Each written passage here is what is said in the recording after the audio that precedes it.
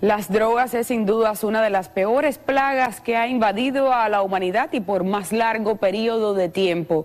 Miami fue uno de sus escenarios más cruentos. En esta serie especial hemos recogido testimonios nunca antes revelados de narcotraficantes y víctimas del narcotráfico que revelan por primera vez sus secretos.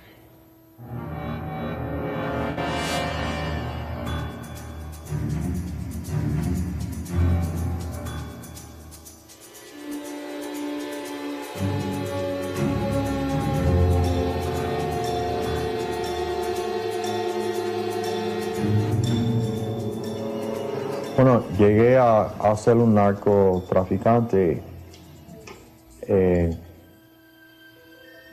a una edad muy temprana en mi vida. Este hombre que confiesa por primera vez públicamente haber sido un narcotraficante, escapó de tener que cumplir una larga condena en la cárcel, pero no de las secuelas que le dejó la droga y el mundo alrededor de ellas en el Miami de los 70 y 80. Tenía todo lo que las personas pudieran pensar tener, lo puedes ir a buscar. Te hace falta un yate, te hace falta un Lamborghini, te hace falta la mansión. Bueno, yo creo que todo el mundo ha visto la película Scarface. Más o menos lo mismo. Por lo menos yo no estoy muerto, pero casi siempre sales muerto. O preso. Este ex narco era uno de los que entraba drogas al país desde Colombia volando por debajo de los radares. Uno de los tantos métodos que utilizaron los narcotraficantes para burlar a las autoridades. Yo me compraba los aviones, los modificaba para que tuvieran más gasolina. Y a los campos de Colombia compraba la cocaína, volaba para atrás, por abajo del radar, ponía el avión en autopilot, brincaba del avión a una cuadra de mi cuadra, lleno de dinero y cocaína. El que inicia todo esto es Carlos Leder, que fue el que empezó a volar por debajo de los radares en aviones pequeños y a traer su cocaína a los Estados Unidos. Baruch Vega, un fotógrafo de modelos, utilizó su profesión para llegar a los capos del momento y trabajar como agente del gobierno por más de 30 años. Ellos no hacían un plan de vuelo, ellos se metían por debajo del radar y entraban como nada. Los fines de semana que salían tantos aviones y entraban, entonces ellos hacían 4 o 5 viajes por avión al día, trayendo 100, y llegaban aquí a Ocala, llegaban a todos estos sitios de la Florida. Muy pocos escaparon de la cárcel. Que al que no mataban, lo arrestaban, y el que arrestaban hablaba. Y los que lo lograron aún están pagando. Y todas las cosas que uno hace tienen consecuencias. Mi vida la boté. Uno no se da cuenta que lo que está haciendo es matando a otras personas en la adicción.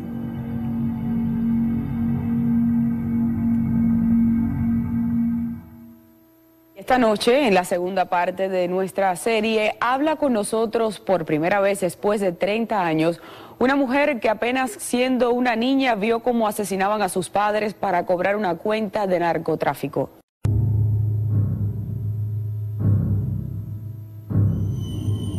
Una de las tantas víctimas del narcotráfico habló en exclusiva con nosotros por primera vez y nos contó todo lo que recuerda del día en que asesinaron a sus padres delante de ella y sus hermanos para cobrar una deuda por narcotráfico.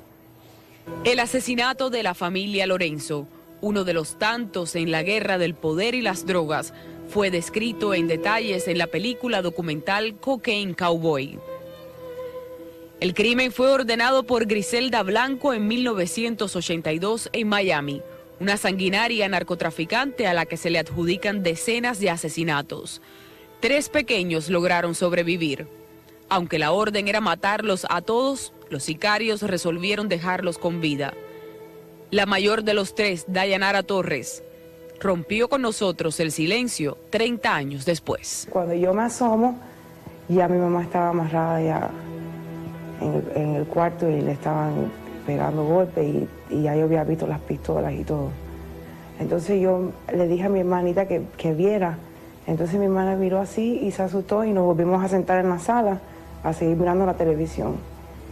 Entonces ahí fue cuando pasó todo, que le estaban gritando y estaban empujando a mi papá y mi mamá le pegaron, como que la torturaron para que dijeran dónde es que estaba el dinero que tenía que él pagar. Cuando amarraron a mi mamá le metieron muchos tiros aquí en los brazos y en las piernas y eso y parece que no se había muerto.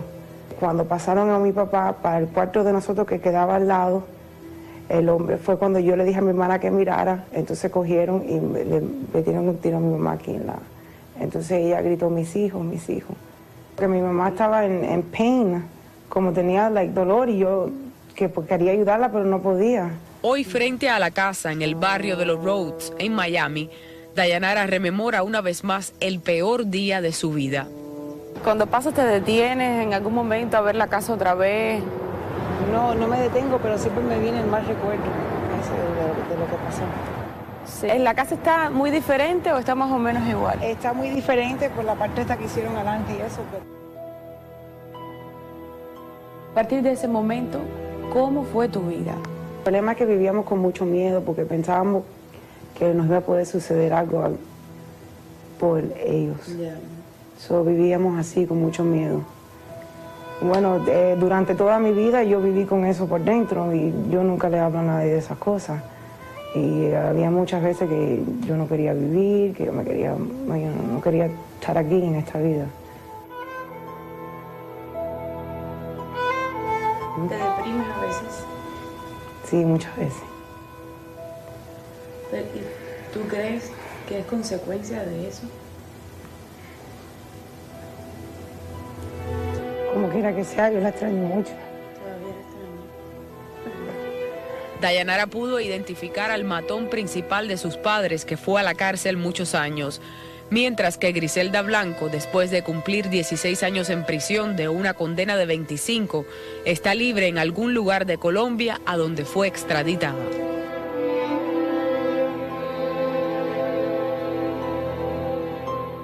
Y hoy a las 10 de la noche escucharemos el testimonio de un ex vendedor de drogas en el Miami de los 90, cómo se movía la vida nocturna, cómo se mueve hoy y cuáles son las drogas más consumidas por nuestros jóvenes en la última parte de esta serie especial, Los secretos de los narcos. Buenas tardes.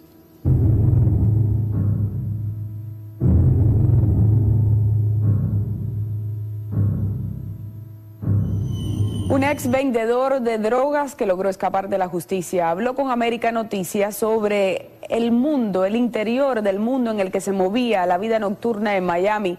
Y un agente de la DEA nos dice cuál es la droga más consumida por nuestros jóvenes hoy en día en esta última parte de nuestra serie especial, Los secretos de los narcos.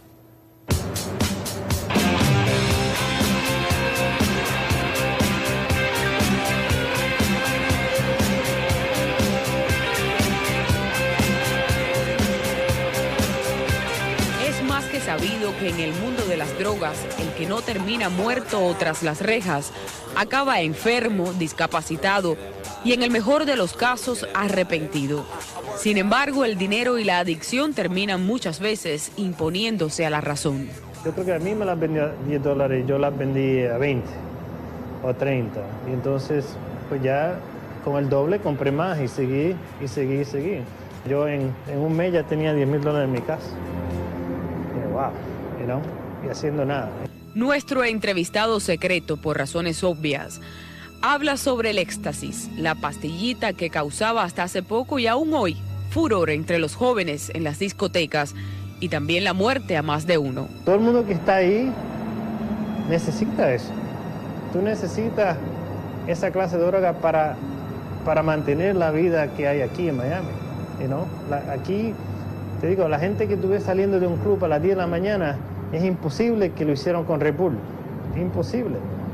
La variedad de drogas es amplia, así como sus efectos y también la manera en que se trafica. El crystal meth es un tipo de anfetamina como piedritas de cristal, otra de las drogas que le hizo ganar mucho dinero a este dealer, como comúnmente se les conoce a los vendedores de estupefacientes, que traficaba a finales de los 90.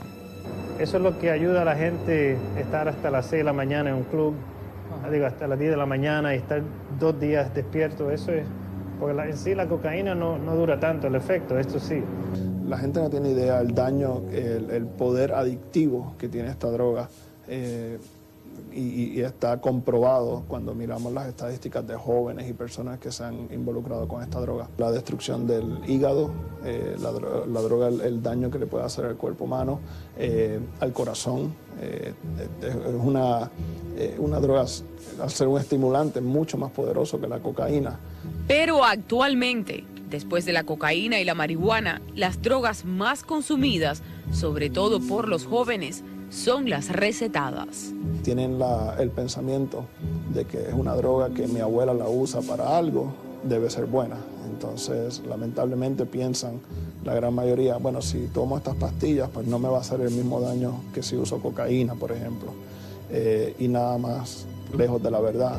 Estas drogas pueden ser sumamente peligrosas para nosotros, para el cuerpo humano, si las utilizamos de una manera errónea.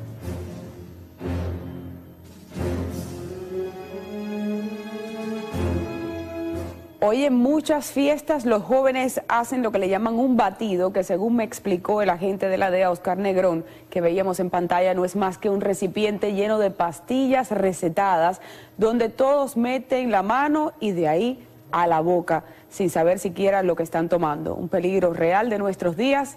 Gracias a todos.